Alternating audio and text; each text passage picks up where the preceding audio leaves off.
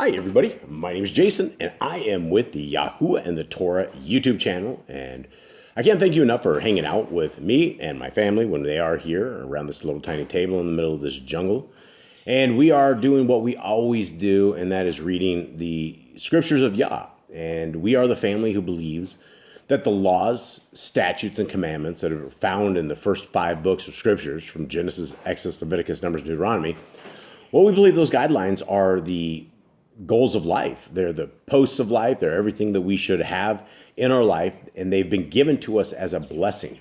They have been given to us as something that is the greatest thing that could ever be given to us. Not only do we have a creator who has built us in an immaculate fashion and built all of creation around us and all this amazing stuff, but then he gave us a guidelines and a technical manual and a book for life. And it is those people, when they follow the laws, statutes, and commandments of our Creator, those are the people who are our creators. And when our Creator says that He wants us to obey His laws, statutes, and commandments, He doesn't just say that as a blanket statement without any kind of benefit, because number one, we're alive, and number two, He has given us a way forward, a way to the kingdom to come. And that kingdom to come is going to be with our King, with our Messiah, Yahushua, who is, most people know Him as Jesus the Christ. And so the kingdom to come is an exciting place, is a time when we will be doing the appointed times of our Creator. We will be keeping His laws, statutes, and commandments. We will be keeping the Sabbath days. We'll be doing all that kind of stuff in the kingdom to come. And so this is us, and this is who we are. And we are the people who have built a scriptures. It's called Yah Scriptures. And Yah Scriptures is the greatest English translation of any work that we have seen out there, because it doesn't come with all of the errors of the king. It doesn't come with all the errors of all these other translations that are completely riddled with errors. Now, I'm not saying it doesn't have any errors, but this is a conglomeration of the Hallelujah Scriptures and the ISR. And so if you've liked either two of those scriptures, you will absolutely love Yah's Scriptures. And this is not a simple book. This is a very large book. It's about 1.4 million words. It is also 103 books, and you will find the full Apocrypha, the books that have been hidden from us for all time. Now they're back. Now you can see all of these, and this is a tremendous book. And the benefits of not only getting this book for such a cheap price is that we're able to give a full scriptures into our brothers and sisters in chains as well. And so for every scriptures that you guys are able to purchase, we can help our brothers and sisters who have been locked away and incarcerated in the prison systems of the United States of America.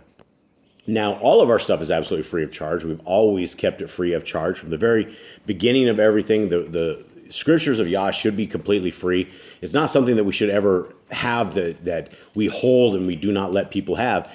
And so these first two are the complete Yah scriptures. If you grab the very first PDF and the second PDF, that comprises the entire scriptures that we have in a printed form. Also, if you guys have eSword, there's a lot of people with eSword. A lot of people love these, download them. They live on their eSword modules. And the last download that we have here is Traditions of Men. And it is a very, very good book. It is an amazing book, and it is something that we are going over as a family and as a team here on YouTube and other platforms as well. And last but not least, I want to go over these right here, because these are the short stories out of the Apocrypha, books that have not been released anywhere like this. All of these books have the restored name of our Creator, all of the name of His Son, if it shows up in these stories. And all of the names of our forefathers and foremothers. They've been restored to as close to what they possibly can be. So these are all available out there, as well as Traditions of Men. Both of these are available. The black and white and the color version are available on Amazon. Okay, so here we are, guys. We are heading back into the book of MELAKIM, 1 Kings. And we're into chapter 13. And for a quick recap of where we are at, and it shouldn't be a quick recap, maybe it should be a longer term recap, because there's a lot of folks that will grab this and listen in on this, and they'll have no idea where we are, because a lot of times scriptures aren't very read. Most people don't read them. Most people don't like them. And when you actually read scriptures, they're very, very exciting. So here we are. We are in the days of the kings of Yisrael, in the days of David, his son Solomon, and his further lineage. Now, we are to the point where Yisrael had 12 tribes that were under King David, that were all together for a period of his reign. And they were under the reign of his son Solomon. And Solomon ended up doing so many bad things and he was into witchcraft. He was into basically Freemasonry stuff, occultish stuff, spells. He had a tremendous amount of women that were involved in a lot of pagan occultish stuff, sacrificing to other gods and other entities that are out there, things that are an abomination to our Creator. So as Solomon strayed further and further and further, he was told that his entire kingdom would be ripped out. And the first thing Yah said is that his son would end up with one kingdom and everybody else would have the rest. But at the end of the day, what we end up with is with the tribes of Judah and the tribes of Benjamin, who are the southern tribes. And then we have the 10 northern kingdom tribes, which are the rest of the people. And so this is where we are at right now. And so we are into the middle of where the Solomon's kids are down, and basically his son is being very evil, and both of these people, the northern tribes and the southern tribes, have strayed away from the ways of our Creator. And this is what we as a family and we as the channel and platform that we are doing this stuff with, that we're always trying to convince people that keeping the laws, statutes, and commandments of our Creator is a very important thing. It is something that it has been important since our creation, and it'll be something that, again, will be important in the second kingdom to come. And so our Creator is looking for obedient people who are willing to do more than think that they're saved and being saved and they're always saved, and all these people who are able to eat unclean foods and still think that they're saved. We're called to be different. We're called to look different, smell different, taste different, and just be different. And so this is where we are, and these are our forefathers that we're reading about right now that have completely gone astray. And they, I'll give you a spoiler alert for anybody who's never read scriptures. They never, ever come back properly, right? They always have Ashtaroth poles. They always have their foreign mighty ones. They were never, ever able to get rid of the evil of the people that they were dwelling in and around. And so this is the story. Okay, 1 Kings 13. And see, a man of Elohim went from Yehudah to Bet-El by the word of Yahuwah, while Jeroboam was standing by the altar to burn incense. And he cried out against the altar by the word of Yahuwah and said, O altar, altar, thus said Yahuwah, see, a son is to be born in the house of David. Yoshiyahu is his name. And on you he shall offer the priests of the high places who burn incense on you, and men's bones be burned on you.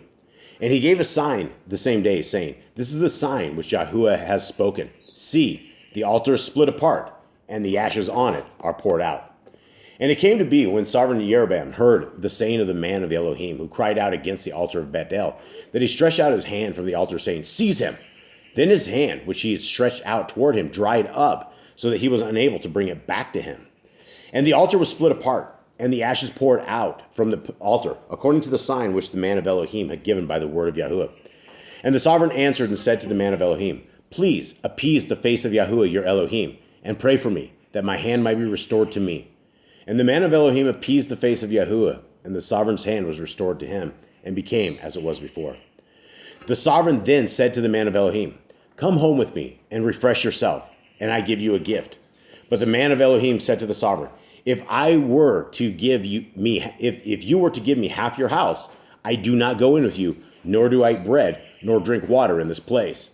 For so he commanded me by the word of Yahuwah, saying, Do not eat bread, nor drink water, nor return by the same way you came. So he went another way, and did not return by the way he came to Bet-El. And a certain old Nabai was dwelling in Bet-El, and his sons came and told him all the works that the man of Elohim had done that day in Bet-El, the words which he had spoken to the sovereign. And their father said to them, Which way did he go? And his sons had seen the way which the man of Elohim who came from Yehudah. And he said to his sons, Saddle the donkey for me. And they saddled the donkey for him, and he rode on it. And went after the man of Elohim, and found him sitting under a terebinth. And he said to him, Are you the man of Elohim who came from Yehudah? And he said, I am. And he said to him, Come home with me and eat bread. And he said, I am not able to return with you or to go in with you, nor am I to eat bread or drink water with you in this place. For the word came to me by the word of Yahuwah, Do not eat bread nor drink water there, nor return by going this way you came. And he said to him, I am too a Nabai, like you. And a messenger spoke to me by the word of Yahuwah, saying, Bring him back with you to your house, and let him eat bread and drink water. But he lied to him. So he turned back with him and ate bread in his house and drank water. And it came to be as they sat at the table that the word of Yahuwah came to the Nabai who had brought him back. And he cried out to the man of Elohim who came from Yahudah, saying, Thus said Yahuwah, because you have rebelled against the mouth of Yahuwah, and have not guarded the command which Yahuwah your Elohim commanded you, and turned back, and ate bread, and drank water in the place of which he said to you, Do not eat bread, nor drink water. Your body shall not enter into the burying place of your fathers. And it came to be, after he had eaten bread, and after he had drunk, that he saddled the donkey for him, for the Nabai whom he had brought back. And he went, and a lion met him on the way and killed him. And his body was thrown on the way, and the donkey was standing by it, and the lion was standing by the body. And see, men were passing by and saw the body thrown on the way, while the lion was standing by the body. And they went and reported in the city where the old Nabai dwelt. And the old Nabai who had brought him back from the way heard it, and said, It is the man of Elohim who rebelled against the word of Yahuwah. And Yahuwah gave him to the lion, and it tore him apart and killed him, according to the word of Yahuwah which he spoke to him. And he spoke to his son, saying, Saddle the donkey for me. And they saddled it. So he went and found his body thrown on the way, and the donkey and the lion standing by the body. The lion had not eaten the body, nor mauled the donkey. And the Nabai lifted up the body of the man of Elohim, and placed it on the donkey, and brought it back. And the old Nabai came to the city to mourn, and to bury him. And he placed his body in his own tomb. And they lamented over him, saying, O my brother. And it came to be, after they had buried him, that he spoke to his sons, saying, When I am dead, then you shall bury me in the tomb where the man of Elohim is buried. Lay my bones beside his bones. For the word which he cried out by the word of Yahuwah against the altar in Bethel, and against all the houses of the high places which are in the cities of the Shomeron, shall serve. After this event, Jeroboam did not turn from his evil way, but again he made priests from all sorts of people for the high places.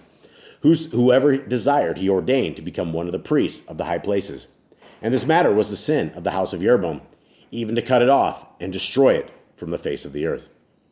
All right, so these are one of these stories that are kind of hard to understand. They're very, very, we don't have a tremendous amount of details. We don't know why it was exactly that why this old Nabai went and lied to this other Nabai, one of these guys, right? Because this was the problem, is that our Creator told him, don't eat there, whatever you do. And then for whatever reason, I have no idea if this is the hand of Yah. I do not know if this was the hand of Hasatan. But he tempted the old man and he lied to him. And so I guess the question would be for everybody is, was this punishment to this old Nabai justified? And the problem is when we hear the word of our Creator and when we understand that he is speaking with us and then we go against it, we are going to be held liable for it. And the lips of man lie. The hand of man is wicked from his youth. The scriptures talk about the hearts of man are very, very evil. And so this was one of these stories that we have a man who, he was probably hungry. He was on his way. He was just kind of out in the middle of heading back when this old Nabai went and essentially got him killed. So the question would be, did the old Nabai who went and lied to him, is this his fault? Or is it the other Nabai's fault who didn't obey the word of Yah completely?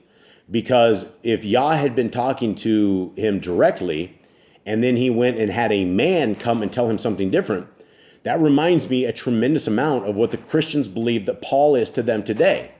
Because you have 7/8 of the scriptures that talks about obedience to our Creator, that talks about the ways that we should walk. It talks about how our Creator wants us to behave. And then you get to 7/8 of scriptures that are unclear. Because by the words of Brother Shaul, Rabbi Shaul, many people have been led astray because a man comes along and tells them that they don't need to obey the laws, statutes, and commandments. Of course, that is out of context, and what Paul says isn't exactly what has come down to us.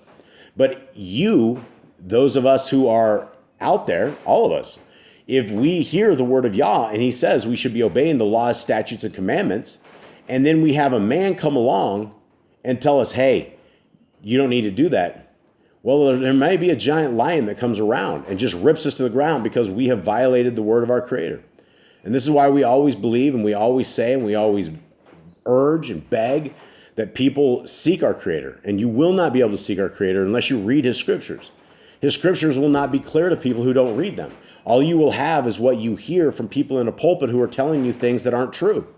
The people that are preaching on all of these TBNs and all of these Christian broadcasting networks, all of these different things, they're all the same rhetoric. It is all the same rhetoric that is contrary to what Scriptures tells us it should be.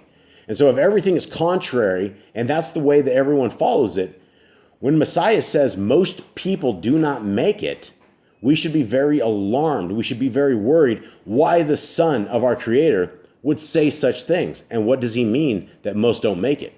And what He says when most don't make it is His own words. Is in Matthew 7, it clearly says that many people know our Messiah. They've done things for our Messiah. They've cast out demons in His name. They believe they know our Messiah intimately. But when Messiah looks at them and He tells them to depart from them because they are Torahless, they're going to be shocked. Because these people truly have done everything in the name of Messiah, except they did not walk the laws, statutes, and commandments as we have been told to walk. And so we need to be careful the lion doesn't come and get us in this life or the next. So with that, guys, I hope you guys have a wonderful day. Much love to all. I'm out.